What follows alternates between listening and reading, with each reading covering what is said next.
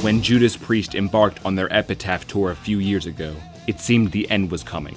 It was announced as their last tour, or at least their last world tour, and founding member and guitarist KK Downing stepped down just before it started. British guitarist Richie Faulkner, who is half the age of Glenn Tipton, replaced him. But as Ronnie James Dio reminded us, metal will never die. Whenever bands want to retire, they're back together in only a few years. It seems that Richie brought in fresh energy to the group, with most of the members being in their 60s. And here they are, 45 years after starting with a new album, the first in 6 years. So how does this battle-hardened band stand up? Redeemer of Souls has a back-to-basics approach. Priest was ambitious in 2008 with their symphonic metal concept double album, Nostradamus. It was a unique angle for the band, but ultimately ended up being too bloated for its own good. Here Priest is back to form, with everything the fans want. Rob Halford still sounds amazing for his age. He can't quite hit those high notes like he once could, but he still has great range for a 63-year-old singer. He continues to have the power of a commander leading his troops into battle. Richie Faulkner proves to fit into the mix well, complementing his partner in shredding, Glenn Tipton. The tried and true twin lead guitar format prevails.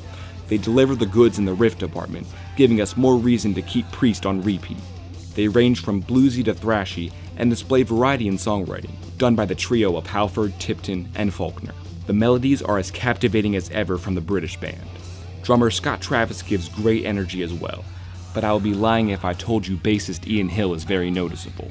Like Hill's popularity in the band, his instrument is very much in the background of the album. Lyrically, it's the same stuff they've been doing since Painkiller.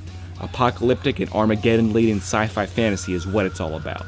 Nothing subtle, but it fits the music like bread and butter. Like every album, I gravitate toward a few tracks in particular. Dragonaut is the type of song that will be played live, high on energy, with a hook that could catch a shark. Halls of Valhalla is an epic number, with a signature Halfordian scream, with choir-like vocals toward the end. Secrets of the Dead is a slow burner, which uses eerie melodies, and it may become one of those deep cuts that isn't the most popular, but deserves all the praise. My only major complaint is the length.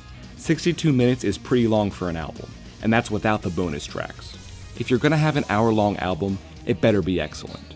Not to say that this isn't, but it would have been better to cut a few of the inferior songs, most of which populate the middle of the album. Less is often more.